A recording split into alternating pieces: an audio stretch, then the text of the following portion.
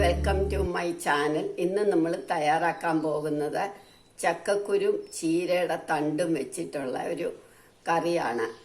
അത് ചപ്പാത്തിക്കും ചോറിനും വളരെ നല്ല കൂട്ടാന്, വളരെ ഈസി ആയിട്ട് 5 മിനിറ്റിൽ നമുക്ക് വെക്കാം. അതെങ്ങനെയാണെന്ന് നോക്കാം. നമുക്ക് ഇതിനു വേണ്ടിയിട്ട് ചക്കക്കുരും ചീര എടുത്തിട്ട് ചീരയുടെ തണ്ട് മാത്രമായിട്ട് നമുക്ക് എടുക്കണം. ഇലയെല്ലാം മാറ്റിയിട്ട് അങ്ങനെ എടുക്കാം.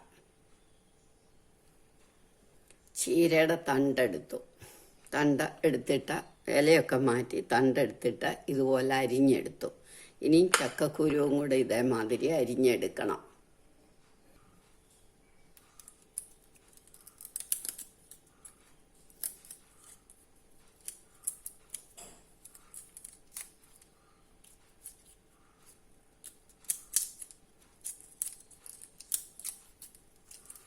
വലിയ തൊലി കളഞ്ഞിട്ട് നമുക്ക് ചെറുതായിട്ടൊന്ന് ചുരണ്ടണം.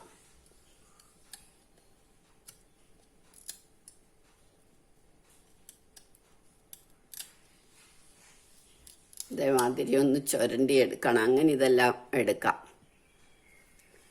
ചക്കക്കുരു എല്ലാം പൊളിച്ച് കഴിഞ്ഞു. ഇനി ഇത് നമുക്ക് കുക്കറിലിട്ട് വേവിക്കണം.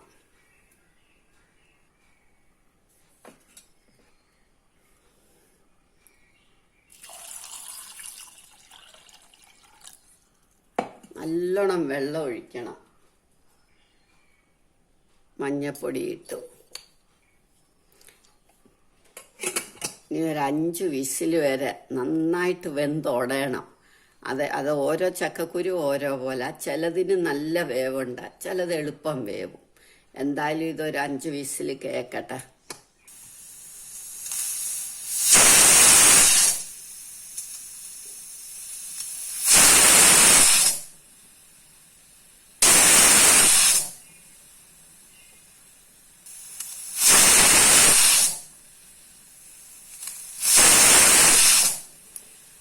ഇപ്പം 5 വിസിലായി. നമുക്കിനി ഇത് നിർത്താം. ഇത് തണുത്തു. ഇനി ഇത് നമുക്ക് തുറക്കാം. ഇത് നല്ലോണം ഒന്ന് ഉടയ്ക്കണം. വെന്തുടഞ്ഞു നോക്കണം ആദ്യം. ഇല്ലെങ്കിൽ വിസിൽ കേൾപ്പിക്കണം. ആദ്യം വെന്തുടഞ്ഞു നമുക്ക് നോക്കാം. കണ്ടോ, നല്ല വൃത്തിയായിട്ട് വെന്തു. ഇതുപോലെ വേവണം. വെന്തില്ലെങ്കിൽ നമ്മൾ 3-4 വിസിലൂടെ. അത് ഓരോ ചക്കക്കുരുവിൻ്റെ വേവ് പോലെ ഇരിക്കും. ഇനി ഇതങ്ങ് ഉടയ്ക്കണം. നല്ല വൃത്തിയായിട്ട് ഉടയ്ക്കണം. ഇത് വെന്ത് നല്ലതായിട്ട് ഉടഞ്ഞു കഴിയുമ്പോൾ അരിഞ്ഞു വെച്ച ചീരയുടെ തണ്ട് നമ്മൾ ഇതിലിട്ടു. ഇനി നമുക്കൊരു 4 പച്ചമുളക്, അത് മുളകിൻ്റെ എരി പോലെ 4 പച്ചമുളക് ഇങ്ങനെ കീറി, മുഴുവൻ പൊട്ടിക്കണ്ട, ഇങ്ങനെ കീറി ഇടണം. ഉപ്പും ഇടാം. പാകത്തിന് ഉപ്പും ഇട്ട് വീണ്ടും ഒരു 2 വിസിൽ. ചീരയുടെ തണ്ടും ഇതും കൂടെ ഒന്ന് യോജിക്കണം. പക്ഷെ ചീരയുടെ തണ്ട് അലിഞ്ഞു പോവരുത്.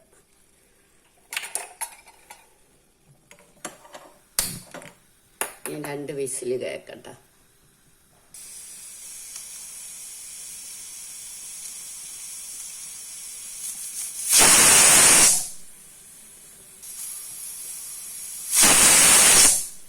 ഇനി സ്റ്റവ് ഓഫാക്കാം.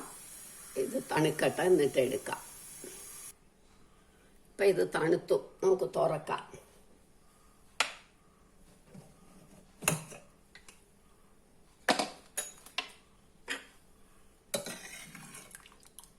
നല്ല വെന്ത് പാകമായി.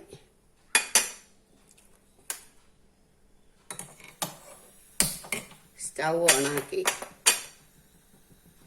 ചെറിയ തക്കാളി എടുത്തു. ഇല്ലെങ്കിൽ ഒരു വലിയ തക്കാളി. ഇത് നമുക്കൊന്ന് കീറി ഇതിനകത്തേക്ക് ഇടാം.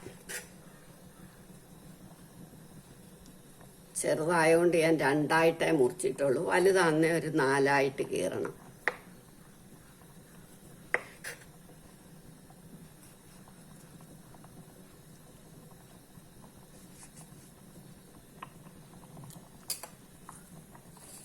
ഈ നന്നായി നന്നായിട്ട് കറിവേപ്പില ഇട്ട് പച്ച വെളിച്ചെണ്ണ ഒഴിക്കണം.